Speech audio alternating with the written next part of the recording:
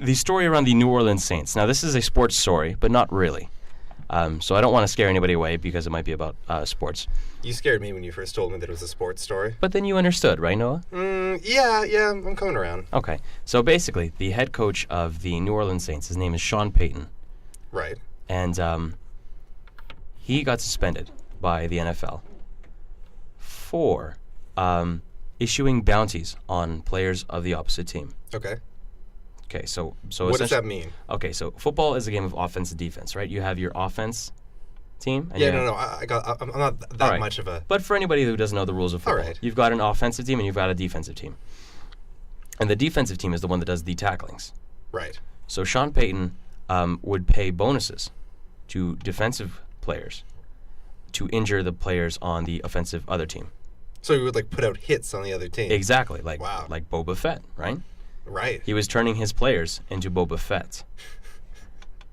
That sounds like it, yeah. So, and I'm guessing it's not allowed, because that sounds pretty hateful. No, it's definitely not allowed. Okay. And he got suspended for the entire next season.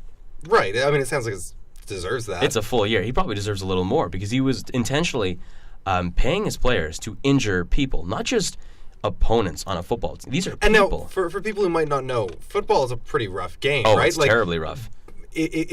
People get injured all the time, don't they? Yeah, so you can cover it up. Game? You can cover it up entirely. But intentionally hitting people or trying to hurt people, that's definitely not allowed. Not allowed at all. So what was happening? Were they just being a little bit rougher than they needed to be?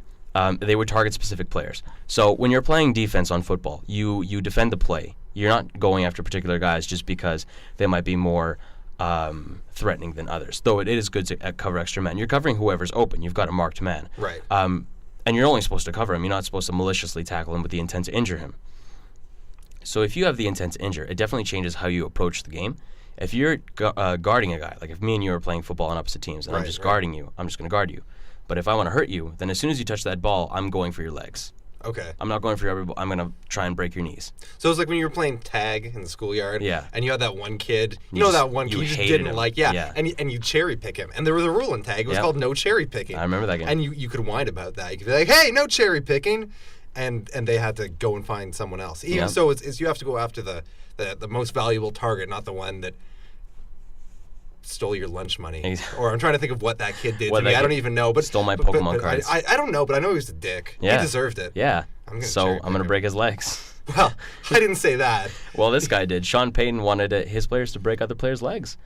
And the league didn't like that. And apparently it wasn't Sean Payton who was the one behind the deal, but he endorsed the strategy. It was actually thought up by the defensive coordinator, whose name I can't seem to find right here.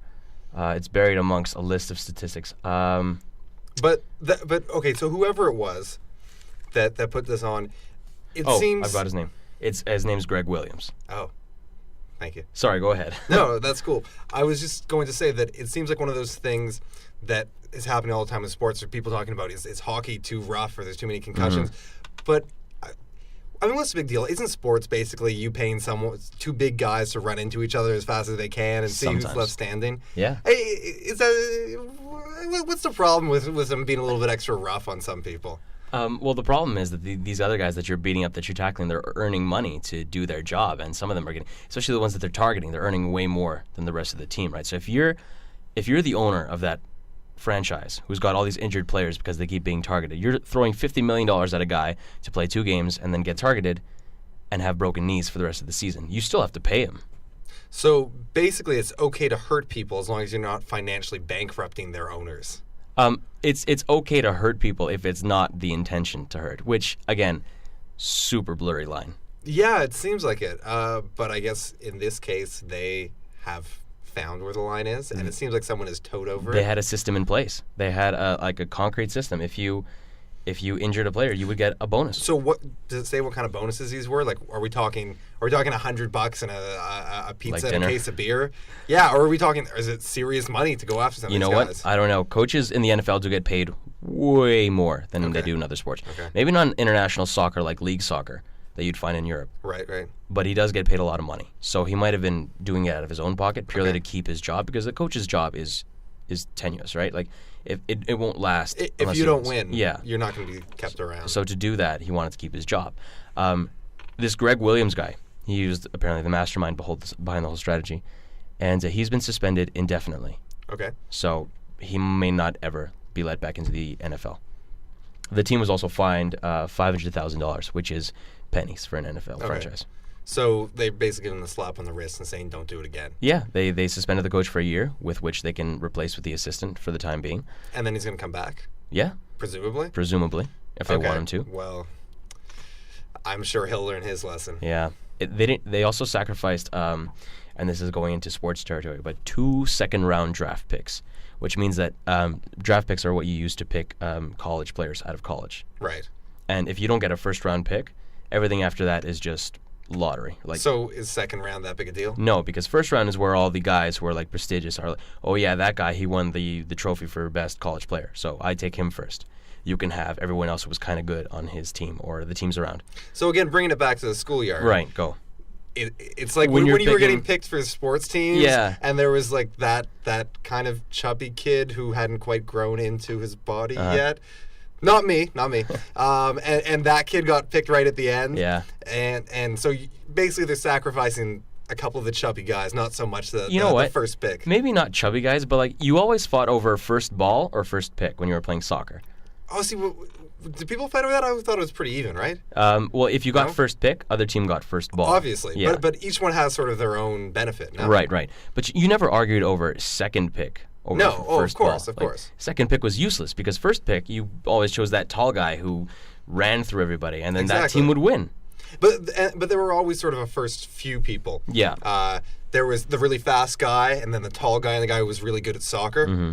And then there was everyone else. There was that. So it wasn't even, if you got first pick, it wasn't even that big a deal because there's a few people. But I guess if it all happens in a round, it's different. It's 32 players around. Okay, so that's it's nothing. Chunk. Yeah, like once you get to second round, you're lucky if you get a good player, or you're unlucky if you don't. Like it really, after first round, it's a toss up. So they lost 2 of those, 2 of the guys who might be good. No big deal. $500K, which is less than what they pay their rookies, and a coach that they can replace. Well. For putting isn't that something? Putting bounties on other teams' players. Mm-hmm. It's I don't know, folks. I think it's pretty rotten that you can find that in what's the NFL, which is an organization that is loaded with money that you can. How do I say this? There's just so much money going through that whole system, and it's supposed to be a business, right? Which has fundamental values, fundamental morals. And then you have a team who's paying their employees. They're employees. They're not just players. They're employees. You're paying them to hurt other people. Right. It's a crazy world we live in. Anyways, we're going to get back to some music, guys. The next song is Brooklyn flavored. Actually, the next few songs are Brooklyn flavored. This is Beastie Boys with No Sleep Till Brooklyn.